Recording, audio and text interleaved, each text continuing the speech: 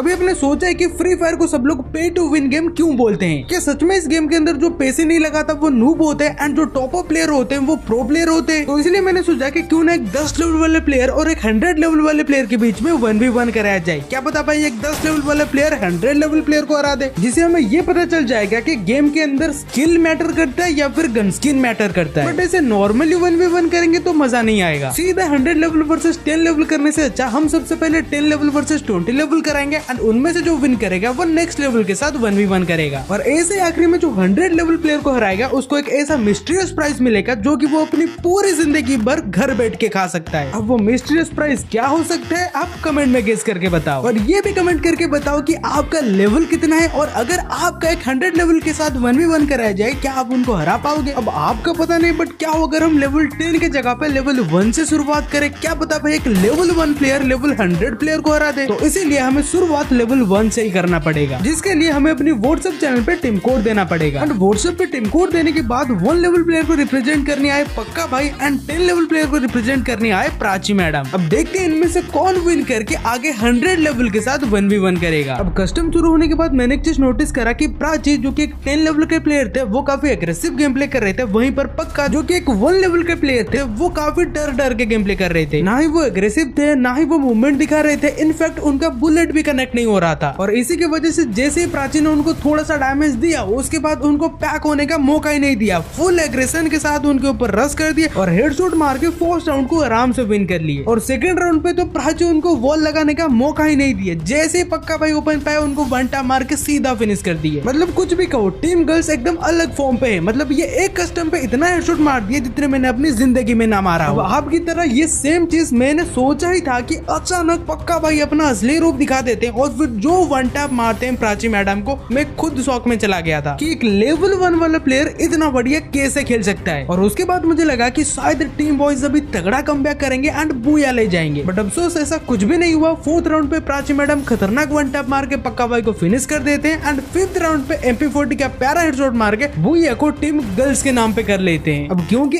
इस कस्टम को एक 10 लेवल प्लेयर ने विन किया है तो अभी के लिए फ्री फायर का असली प्रो प्लेयर एक 10 लेवल प्लेयर को ही माना जाएगा। अब बस देखने वाली बात यह है कि क्या ये 10 लेवल वाला प्लेयर आगे 30, 40, 50 से लेके 100 लेवल वाले प्लेयर को भी हरा पाएगा? अब रूल के मुताबिक 0 लेवल मतलब पक्का भाई को बैक करना पड़ेगा एंड उनके जगह पे प्राची मैडम के साथ 1v1 के लिए एक 20 लेवल का प्लेयर आएगा। अब बस देखने वाली बात यह है कि क्या अपना प्राची मैडम ये 20 लेवल वाले प्लेयर मतलब ऋतिक भाई को हरा पाएंगे? अब जैसे कस्टम शुरू हुआ ऋतिक भाई अपने इमोट के साथ फुल कॉन्फिडेंट दिख रहे थे, तो वहीं पर प्राची मैडम अपने desert eagle and woodpecker से वन टैप के लिए रेडी थे। और जैसे राउंड स्टार्ट हुआ मुझे लगा कि एक 10 लेवल वाले प्लेयर और एक 20 लेवल वाले प्लेयर के बीच में ज्यादा फर्क नहीं होगा, प्राची मैडम उनको आराम से हरा देंगे। बट फिर अचानक ऋतिक भाई का जो वन टैप लगता है यार, मैं तो पूरा शॉक में चला जाता हूँ कि ये 20-20 लेवल वाले प्लेयर को वन टैप मारना सिखा कौन रहा है? फिर सेकंड राउंड शुरू होते ही प्राची मैडम डैम के नीचे जंप करते हैं ताकि वन टैप खेलने में आसानी हो। फिर यार ऋतिक भाई तो गेम शुरू होने से पहले ही खत्म कर दिए। और फिर थर्ड राउंड शुरू होते ही ये राउंड थोड़ा सा लंबा चला क्योंकि अपना प्राची मैडम थोड़ा सा कमबैक करने की ट्राई कर रहे थे एंड उनका वन टैप भी बहुत बढ़िया कनेक्ट हो रहा था। बट फिर आखिरी में ऋतिक भाई का एक परफेक्ट वन टैप लग जाता है एंड प्राची मैडम का खेल वहीं पे खत्म हो जाता है। फिर स्कोर 3-0 होने के बाद मुझे लगा शायद प्राची मैडम अभी 4-0 से ही हारने वाले हैं, लेकिन उसी टाइम पे वो अपने प्लान में चेंजेस करते हैं और फिर वन टैप की जगह पे ड्रैग हेडशॉट पे शिफ्ट होते हैं और फिर MP40 के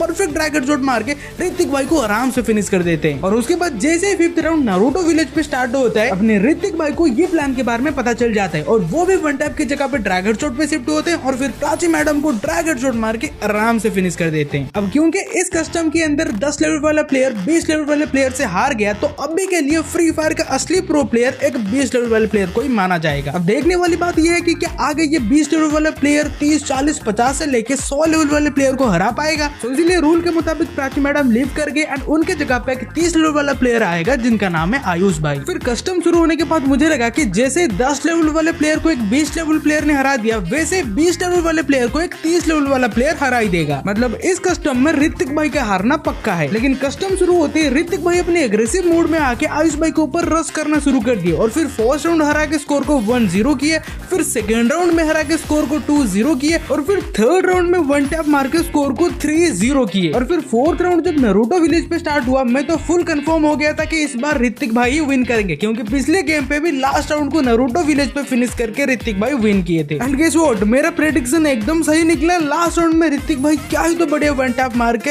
इस गेम को आराम से बुया कर लिए। अब क्योंकि इस बार भी एक 20 लेवल वाले प्लेयर ने 30 लेवल वाले प्लेयर को हरा दिया, तो अब भी के लिए फ्री फायर का असली प्रो प्लेयर एक 20 लेवल वाले प्लेयर को ही माना जाएगा। अब इसके बाद रूल के मुताबिक 30 लेवल वाले प्लेयर को लीव करना पड़ेगा एंड उनके जगह पे आएंगे एक 40 लेवल वाले प्लेयर जो कि है हंटर भाई। अब बस देखने वाली बात यह है कि क्या ऋतिक भाई जो कि एक 20 लेवल के प्लेयर है, क्या वो 40 लेवल वाले प्लेयर को हरा पाएंगे। अब राउंड स्टार्ट होते ऋतिक भाई तो इमोट मार के फुल कॉन्फिडेंट लग रहे थे, बट जैसे जैसे गेम आगे बढ़ा ऋतिक भाई के ऊपर हंटर भाई भारी पड़ने लगे एंड उनको बहुत सारा डैमेज भी देने लगे। अब इसके रीजन बस एक ही है कि ऋतिक भाई ठहरे 20 लेवल वाले नो टॉप प्लेयर, तो उनके पास कोई अच्छे गन स्किन ही नहीं है। सोचो अगर ऋतिक भाई के पास लेवल 7 वाला MP40 होता तो फिर वो क्या ही तबाही मचाते। अब काश ये सारी चीजें फ्री पे मिल जाए तो मजा ही आ जाएगा। वैसे फ्री से याद आया कि पहले के जमाना गया जब हम evo gun skins and bundles के लिए पैसे लगाते थे, अब हम लोग ये सारी चीजें फ्री पे ले सकते हैं, वो भी बिना यूपीआई के। और ये सारी चीजें पॉसिबल है रूटर एप्लीकेशन के अंदर, जिसको प्ले स्टोर से डाउनलोड करके अपने मोबाइल नंबर से रजिस्टर कर लेना। और उसके बाद evo gun skins and free bundle के लिए आपको कॉइंस कलेक्ट करना होगा, जिसको कि आप daily free spins, videos, live and ads देके कलेक्ट कर सकते हो। और ऐसे 2 से 3 दिन यूज करने के बाद आपके पास एनफ कॉइन हो जाएंगे, जिससे आप रूटर एप्लीकेशन के अंदर रिडीम कोड ले सकते हो। जैसे कि मैंने यहाँ पे 100 रिडीम कोड को परचेज किया एंड फिर रिडीम कोड को कॉपी करने के बाद गेम के अंदर जाके 100 डायमंड टॉप अप भी कर लिया। और किस्मत देखो टॉप अप इवेंट के अंदर मुझे एक फ्री गन स्किन भी मिल गया। और अगर कभी यहाँ पे रिडीम कोड सोल्ड आउट या फिर आउट ऑफ स्टॉक हो जाते हैं तो आपको 5 से 10 मिनट वेट करने के बाद फिर से ट्राई करना है। तो देर किस बात की, फटाफट जाओ डिस्क्रिप्शन एंड पिन कमेंट में लिंक मिल जाएगा। तो स्टार्टिंग में ऋतिक भाई के ऊपर हंटर भाई भारी पड़ रहे थे एंड लिटरली उनको बहुत सारा डैमेज दे रहे थे, बट धीरे धीरे ऋतिक भाई हंटर भाई के गेम प्ले को समझने लगे और फिर एंड जोन में आते आते उनको फर्स्ट राउंड में हरा के 1-0 का स्कोर किए। फिर सेकंड राउंड आते आते हंटर भाई ने भी अपनी पूरी कोशिश करके ऋतिक भाई को बहुत सारा डैमेज दिया, बट एंड में ऋतिक भाई उनको 1 टैप मार के 2-0 का स्कोर कर लिए। और फिर थर्ड राउंड में हंटर भाई अपनी पूरी स्ट्रेटेजी के साथ ऋतिक भाई को थोड़ा सा हेडशॉट का डैमेज देके जैसे रश करने गए, बेचारे एयर ड्रॉप से टक्कर खा के साइड में आ गए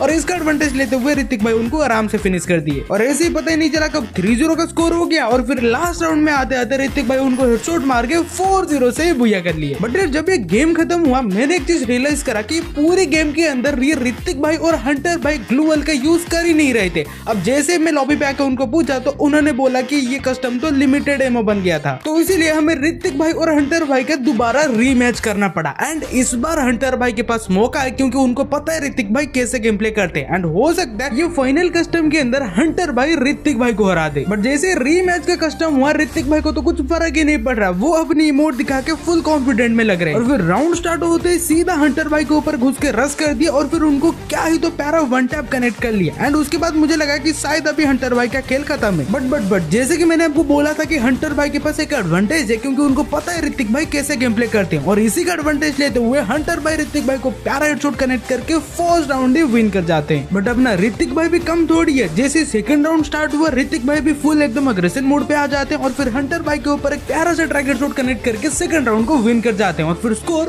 1-1 पे कन्वर्ट हो जाता है। और जैसे थर्ड राउंड शुरू हुआ ऋतिक भाई यहाँ पे 1 टैप को छोड़ के ड्रैग हेडशॉट पे शिफ्ट हो चुके थे एंड यूएमपी लेके हंटर भाई के ऊपर रश करना चालू कर दिए। और जैसे ये चीज हंटर भाई को पता चला वो भी अपनी 1 टैप गन को छोड़ के यूएमपी पे शिफ्ट हो जाते हैं और फिर मौका मिलते ही ऋतिक भाई के ऊपर ड्रैग हेडशॉट कनेक्ट करके आराम से थर्ड राउंड को विन कर लेते हैं। बट जैसे कि मैंने आपको पहले ही बोला था कि दोनों के दोनों प्लेयर एक से बढ़ के एक है, मतलब जैसे फोर्थ राउंड पीक पे स्टार्ट हुआ यहाँ पे फाइट तो एकदम एंड जोन तक चला और फिर आखिरी जोन आने के बाद ऋतिक भाई एक परफेक्ट मौका का वेट करके हंटर भाई के ऊपर पहले 1 टैप कनेक्ट करे और फिर गन स्विच करके MP40 से हेडशॉट मार के स्कोर को 2-2 पे कन्वर्ट कर लिए। मतलब यार सीरियसली एक राउंड ऋतिक भाई विन कर रहे हैं तो एक राउंड हंटर भाई विन कर रहे हैं, स्कोर बस आगे पीछे ही चले जा रहा है। जैसे कि फिफ्थ राउंड के अंदर दोनों प्लेयर काफी बढ़िया खेल रहे थे बट ऋतिक भाई मौका मिलते ही हंटर भाई के ऊपर परफेक्ट रश करके 1 टैप वगैरह कनेक्ट करके यहाँ पे 2-3 में स्कोर कर लेते हैं। अब उसके बाद मुझे लगा कि शायद हंटर भाई फिर से कमबैक करेंगे एंड स्कोर को 3-3 पे कन्वर्ट कर लेंगे, बट अफसोस आखिरी वाला राउंड नरूटो विलेज पे आ जाता है एंड अब सबको पता होगा कि ऋतिक भाई नरूटो राउंड पे ही बुया करते हैं। तो इसलिए यहाँ पे मुझे थोड़ा सा डाउट था कि शायद अभी हंटर भाई कमबैक कर पाएंगे क्योंकि ऋतिक भाई फुल अग्रेशन मोड पे लग रहे थे। एंड गेस व्हाट, मेरा प्रेडिक्शन बिल्कुल सही निकला। नरूटो विलेज पे ही ऋतिक भाई आखिरी शॉट कनेक्ट करके इस गेम को 2-4 से बुया कर लेते हैं। अब क्योंकि इस बार भी कस्टम को एक 20 लेवल वाले प्लेयर ने विन किया है तो अभी भी फ्री फायर का एक असली प्रो प्लेयर 20 लेवल प्लेयर को ही माना जाएगा। अब देखने वाली बात यह है कि क्या यही 20 लेवल वाला प्लेयर आगे 50 से लेके 100 लेवल वाले प्लेयर को भी हरा पाएगा। तो इसीलिए रूल के मुताबिक अभी हंटर भाई को लीव करना पड़ेगा एंड उनके जगह पे एक 50 लेवल के प्लेयर आएगा जिनका नाम है मुक्सिद भाई। और अगर आप मुक्सिद भाई की आईडी को अच्छे से देखोगे तो इनके पास बहुत बढ़िया कलेक्शन भी है, इनके पास ईवो गन स्किन भी है एंड इनका हेडशॉट रेट भी काफी बढ़िया है। तो अब यहीं से डिसाइड होगा कि फ्री फायर के अंदर गन स्किन मैटर करता है या फिर स्किल मैटर करता है। तो जैसे कस्टम शुरू हुआ मुझे लगा था कि एटलीस्ट ये गेम तो 3-3 तक जाएगा और फिर आखिरी में एक तगड़ी फाइट होगी, क्योंकि मोक्सित भाई के पास अच्छी गन स्किन है एंड ऋतिक भाई का गेम प्ले तो आपको पता ही है। बट पता नहीं कैसे फर्स्ट राउंड को ऋतिक भाई विन कर जाते हैं। फिर सेकंड राउंड शुरू होने के बाद मुझे लगा कि शायद अभी मोक्सित भाई अपनी गन स्किन के साथ बढ़िया गेम प्ले दिखाएंगे, बट इस बार भी ऋतिक भाई अपनी नॉर्मल सी गन से मोक्सित भाई को आराम से फिनिश कर देते हैं। और थर्ड राउंड पे तो ऋतिक भाई अपनी विदाउट गन स्किन वाली डबल बैरल से ही मोक्सित भाई को वन टैप मार के फिनिश कर देते हैं। और जब फोर्थ मतलब लास्ट राउंड नारुतो विलेज पे स्टार्ट हुआ, यहाँ पर तो ऋतिक भाई ऑब्वियसली विन करेंगे और इसी के साथ लास्ट राउंड पे ऋतिक भाई वन टैप मार के मोक्सित भाई को 4-0 से ही डिफीट कर लेते हैं। और इसी के साथ अभी भी फ्री फायर का असली प्रो प्लेयर एक 20 लेवल प्लेयर को ही माना जाएगा, पर क्या आगे यही 20 लेवल वाला प्लेयर 60, 70, 80 से लेके 100 लेवल वाले प्लेयर को भी हरा पाएगा? बाकी अभी रूल के मुताबिक मोक्सित भाई को लीव करना पड़ेगा एंड उनके जगह पे आएंगे एक 60 लेवल वाले प्लेयर जो की है RDX भाई। और जैसे इनका कस्टम शुरू हुआ तो भाई पहला राउंड ही नारुतो विलेज पे आ गया, तो यहाँ पर ऋतिक भाई कैसे हार सकते हैं? और फर्स्ट राउंड को विन करने के बाद सेकंड राउंड जो फैक्ट्री पे शुरू हुआ तो यहाँ पर भी मौका मिलते है ऋतिक भाई हेडशॉट मार के RDX भाई को आराम से फिनिश कर देते हैं। अब 2 राउंड हारने के बाद RDX भाई ऋतिक भाई का स्ट्रेटेजी समझ जाते हैं और फिर उनको हेडशॉट से डैमेज देने के बाद जैसे वो ग्लूअल में पैक होकर हील करने लगते हैं, उसी टाइम पे RDX भाई एंड जोन को कवर कर लेते हैं और बाद में जब ऋतिक भाई को एंड जोन में आना पड़ता है उसी का एडवांटेज लेते हुए RDX भाई उनको आराम से फिनिश कर देते हैं। बट जैसे कि मैंने आपको बोला था, ऋतिक भाई अपनी गलतियों को जल्दी सुधार देते हैं और इसी गलती को सुधारते हुए वो एंड जोन पे संभल के गेम प्ले करते हैं और नेक्स्ट राउंड को आराम से विन कर लेते हैं। और फिफ्थ मतलब लास्ट राउंड को भी एंड जोन तक खींचते हैं और फिर RDX भाई जब क्लोजिंग पे आते हैं वो परफेक्ट टाइमिंग पे ड्रैग हेडशॉट मार के उनको आराम से फिनिश कर देते हैं। और वो इस बार भी 60 लेवल प्लेयर को डिफीट करके फ्री फायर का प्रो प्लेयर का टैग अपने नाम पर ही बनाए रखे। बट 60 लेवल तक तो नॉर्मल प्लेयर होते हैं, फ्री फायर के असली लेजेंड तो 70, 80 और 90 लेवल वाले प्लेयर होते हैं। एंड अभी ऋतिक भाई को फ्री फायर के 70 लेवल वाले प्लेयर से 1v1 करना पड़ेगा, जो कि है जीत भाई। और ये 70 लेवल वाले प्लेयर कितना खतरनाक है अब इससे अंदाजा लगा सकते हो कि इनके पास ईवो गन स्किन है,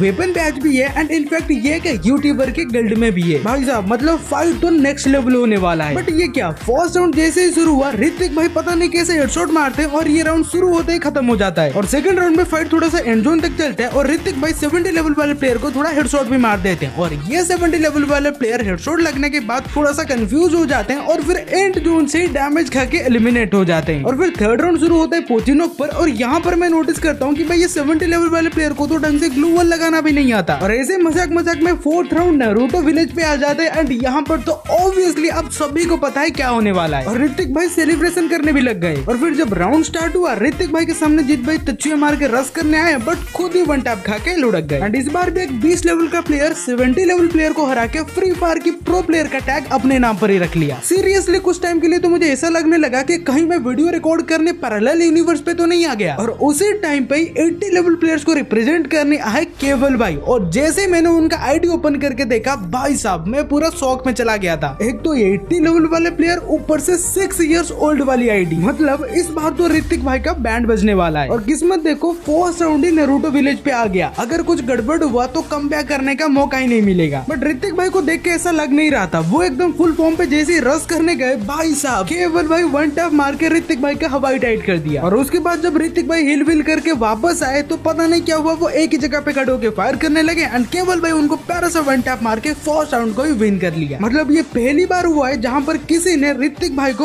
उनके नारुतो विलेज पे हराया है। और उसके बाद सेकंड राउंड शुरू हुआ क्लॉक टावर पे एंड यहाँ पर ऋतिक भाई अपनी पुरानी फॉर्म पे वापस आ गए एंड फिर केवल भाई के ऊपर बहुत सारा डैमेज देना भी शुरू कर दिया। बट उसके बाद केवल भाई भी एकदम संभल के गेम प्ले करे और फाइट को सीधा एंड जोन तक खींच लिया। और फिर एंड पे जब एक परफेक्ट मौका मिला ऋतिक भाई के ऊपर हेडशॉट कनेक्ट कर दिया और फिर बाद में ऋतिक भाई जोन से एलिमिनेट हो गए। और फिर थर्ड राउंड शुरू हुआ हंगर पे और यहाँ पर मुझे लगा कि शायद अभी ऋतिक भाई कमबैक करेंगे एंड 2-0 के स्कोर को 2-1 पे कन्वर्ट कर देंगे। बट पता नहीं यहाँ पर क्या हुआ, ऋतिक भाई वन टैप मारने में लगे थे और केवल भाई वही टाइम पर ही ड्रैग हेडशॉट का फायदा लेके ऋतिक भाई को आराम से फिनिश कर दिया और फिर स्कोर 3-0 पे कन्वर्ट हो गया। अब यहाँ पर तो नारुतो विलेज भी पहले खत्म हो चुका है, अब ऋतिक भाई कमबैक कैसे करेंगे। और फिर जब आखिरी राउंड पीक पे स्टार्ट हुआ यहाँ पर मैंने एक चीज नोटिस करा कि ऋतिक भाई वन टैप मारने के लिए M590 गन लाए हुए हैं जो कि एक परफेक्ट वन टैप वाली गन होती है और उसी के साथ वो MP40 ड्रैग हेडशॉट से तो माहिर है ही। और फिर वो इसी दो गन का सहारा लेते हुए केवल भाई को केवल एक वन टैप मार के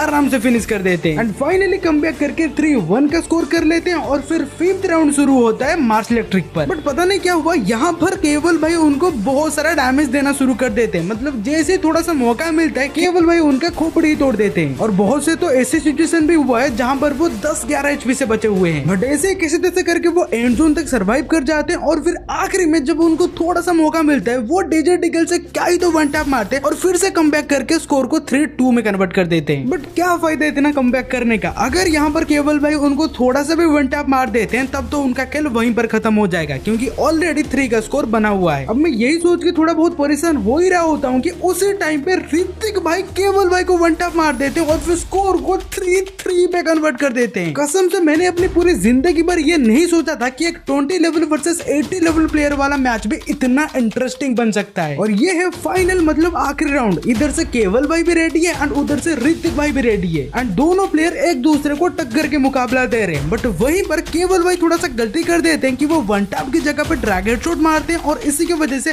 ऋतिक भाई 2 हेडशॉट खाने के बाद भी बच जाते हैं और फिर उसके बाद ऋतिक भाई पलट के केवल भाई को वन टैप मार देते हैं एंड उनको आराम से फिनिश कर देते हैं। लिटरली मुझे अभी भी यकीन नहीं हो रहा कि एक 20 लेवल वाला प्लेयर 30, 40, 50 से लेके 80 लेवल वाले प्लेयर को हरा के फ्री फायर का प्रो प्लेयर का टैग अभी भी पकड़ के रखा हुआ है। बट अब 80 लेवल के बाद बारी है एक 90 लेवल प्लेयर की। बट अफसोस व्हाट्सएप पे टीम कोड देने के बाद ही ना ही मुझे कोई 90 लेवल वाला प्लेयर मिला और ना ही मुझे कोई 100 लेवल वाला प्लेयर मिला। तो एक तरीके से तो ऋतिक भाई फाइनल विनर बन चुके हैं। एंड उसके बाद ऋतिक भाई मुझे पूछते हैं कि आखिर उनको प्राइस क्या मिलेगा, आखिर वो चीज क्या है जिसे वो अपनी पूरी जिंदगी भर घर बैठ के खा सकते हैं। तो मैं उनको बोलता हूँ कि वो प्राइस और कुछ नहीं है बल्कि ये 1 किलो का हॉर्लिक्स का डब्बा। अब वो चाहे तो ये 1 किलो का हॉर्लिक्स का डब्बा लेके जा सकते हैं, बट अगर वो रिक्स लेके एक मिस्टीरियस प्लेयर के साथ एक फाइनल कस्टम खेलते हैं देन उनको एक हॉर्लिक्स के साथ एक शिलाजीत भी फ्री मिलेगा, जिससे उनका गेम प्ले और स्टामिना दोनों इंप्रूव होगा। बट अगर वो कस्टम को हार जाते हैं देन फिर उनको ना ही हॉर्लिक्स मिलेगा ना ही शिलाजीत मिलेगा। और फिर काफी टाइम सोचने के बाद फाइनली वो कस्टम के लिए राज भी हो जाते हैं। बाकी अभी आप लोग सोच रहे होंगे कि कौन है वो मिस्टीरियस प्लेयर जो कि ऋतिक भाई के साथ फाइनल कस्टम खेलेगा। तो वो मिस्टीरियस प्लेयर और कोई नहीं है बल्कि अपनी पिछली वीडियो के विनर सुशांत भाई ही है। एंड मुझे आपको बताने की जरूरत नहीं है कि सुशांत भाई का गेम प्ले कितना खतरनाक है। और जैसे इन दोनों का फाइनल कस्टम शुरू हुआ, पहला राउंड शुरू हुआ मेल के अंदर। स्टार्टिंग में मुझे लगा कि भाई सुशांत भाई तो ऋतिक भाई को आराम से फिनिश कर देंगे एंड उनके कॉन्फिडेंस से लग भी ऐसा रहा था। बट जैसे सुशांत भाई ऋतिक के ऊपर अंधा रस करना चालू करते,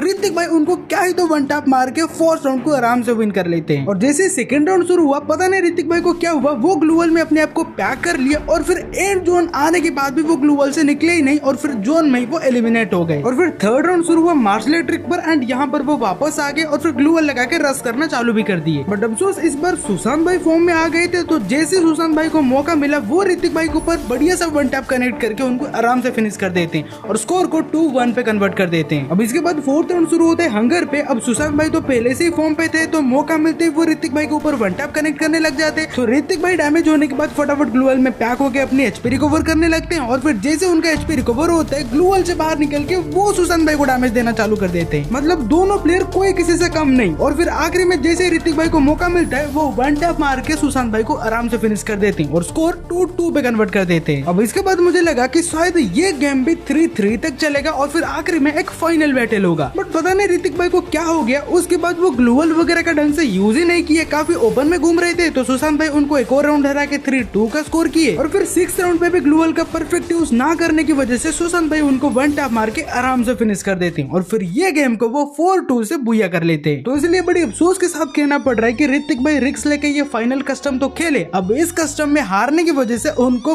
कुछ भी नहीं मिलेगा। तो अगर आप ऐसा सोच रहे हो तो फिर मैं बता दूं आपको कि ऐसा कुछ भी नहीं है भाई। ये कस्टम को मैंने बस उनको डराने के लिए किया था। अब क्योंकि वो इतने सारे कस्टम खेल के 80 लेवल प्लेयर्स को हरा चुके हैं तो फिर उनको तो एक हॉर्लिक्स का डब्बा बनता ही है। तो इसलिए मैंने फटाफट उनसे एड्रेस ले लिया और फिर अमेज़न पे जाके उनके लिए एक हॉर्लिक्स का डब्बा ऑर्डर कर दिया। बाकी आप खुद उनके मुंह से सुन लो कि ऑर्डर कंफर्म हुआ या फिर नहीं। ऑर्डर कंफर्म हो गया है भाई। बाकी इतने सारे कस्टम बनाने के बाद ये तो कंफर्म हो गया कि भाई स्किन का तो पता नहीं बट स्किल जरूर मैटर करता है, वरना एक 20 लेवल वाला प्लेयर 30, 40, 50, 60, 70 और 80 लेवल वाले प्लेयर को नहीं हरा पाता। बाकी आप कमेंट करके बताओ कि इस पे आपका क्या ओपिनियन है। फ्री फायर एक पे टू विन गेम है या फिर नहीं।